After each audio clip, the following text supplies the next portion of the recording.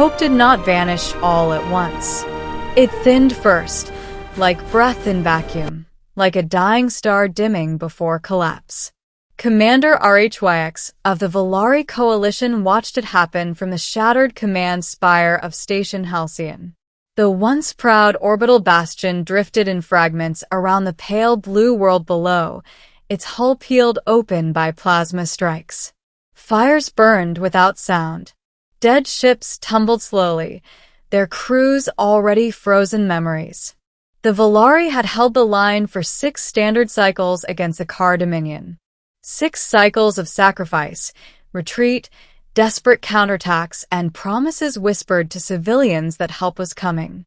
But now, with the last shield generator failing and the Coalition fleet reduced to a handful of crippled vessels, even lies had lost their power. RHYX's compound eyes tracked the enemy armada as it reformed above the planet, vast, black, and impossibly orderly. Car dread forms loomed like iron continents, their weapon spines glowing with a charge for orbital sterilization. Below them lay Valera Prime, cities of crystal and light, billions of lives. RHYX opened a channel to all surviving Coalition commanders. "This is Commander RHYX," he said, his voice steady only because training demanded it.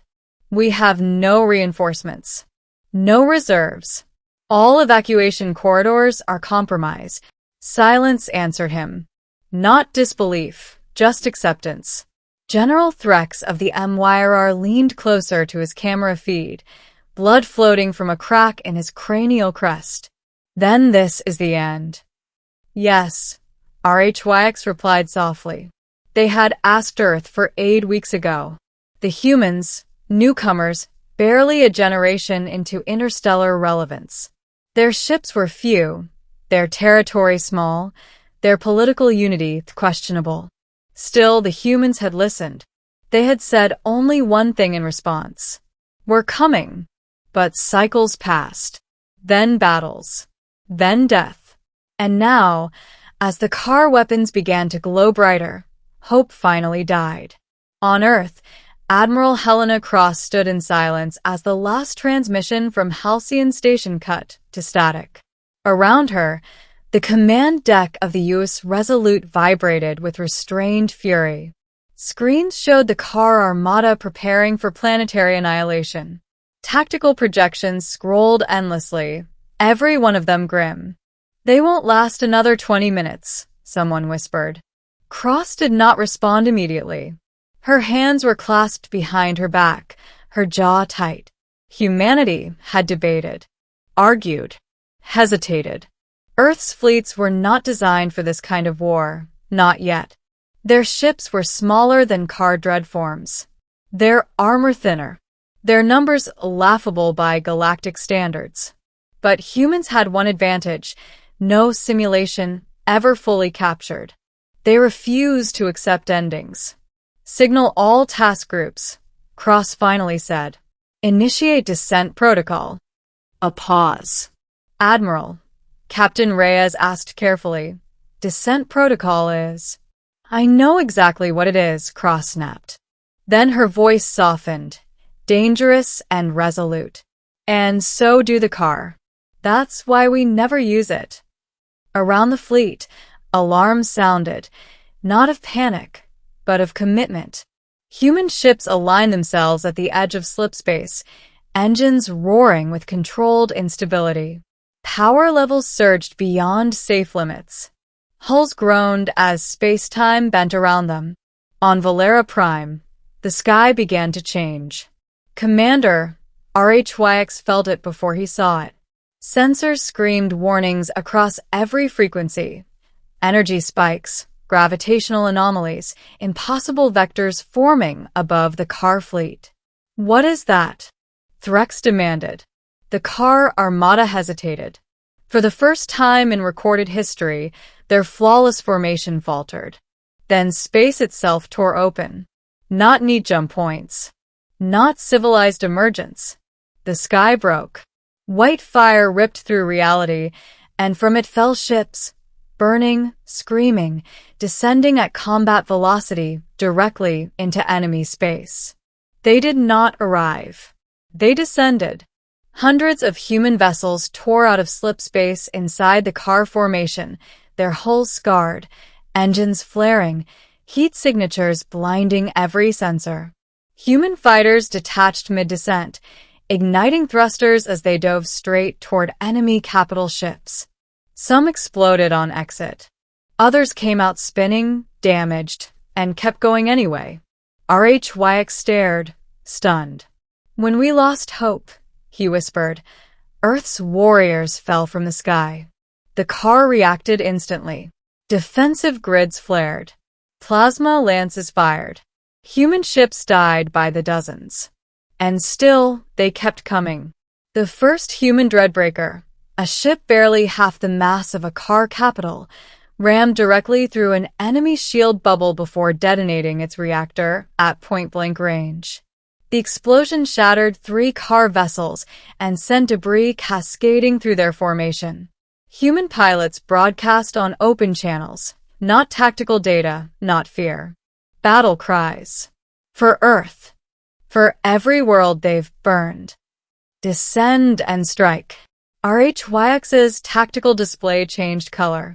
For the first time in 6 cycles, the car were losing ships faster than they could reposition. "They're insane," Threx breathed. "No," RHYX corrected. "They are furious." Human tactics defied every coalition doctrine. They used their ships like weapons, kinetic strikes, suicide dives, close-range boarding torpedoes fired directly into enemy hull breaches. Small human corvettes latched onto car dreadforms like parasites, drilling through armor to deploy infantry teams. Infantry. The idea was absurd until feeds from car internal sensors began flooding coalition networks. Humans fought inside enemy ships with a brutality born of desperation and purpose. Powered armor splashed with alien blood. Shotguns thundered in vacuum-sealed corridors. Combat knives found joints where armor met flesh. The car had conquered 100 species. They had never fought humans. Captain Maya Chen's dropship slammed into a car carrier and locked magnetically. "Breach in 5, she barked. Her squad, 20 Marines, battered and bloody before they even touched enemy metal, checked weapons and nodded. "Remember," Chen said, visor glowing, "we don't need to win. We just need to make them bleed long enough." Charges detonated. The hull opened. And humanity poured in. Above Valera Prime, the battle turned. Human carriers deployed their final asset, orbital lancers. Not lasers. Not missiles. Planet-drop mass drivers. Chunks of tungsten accelerated to obscene speeds, fired from orbit and guided by AI correction straight through car ships. No shields could stop them. No armor could survive them. Each impact was a silent scream. Car formations broke. Retreat signals flashed across their command net, something no species had ever forced from them before.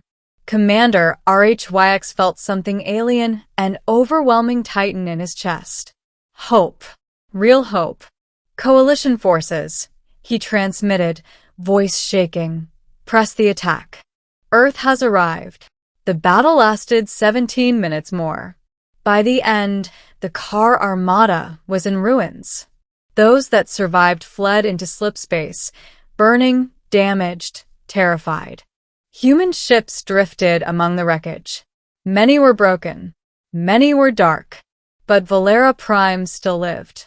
In the aftermath, Commander RHYX stood on the balcony of Valera Prime's capital city, watching human vessels depart the sky one by one. Admiral Cross appeared beside him via hologram. "You came," RHYX said simply. Cross nodded. "We were late. You were exactly on time," he replied. "The galaxy will remember this day." Cross looked out over the planet. "So will Earth." "What do humans call what you did?" RHYX asked. Cross considered it, then smiled, a tired, dangerous smile. We call it showing up when it matters.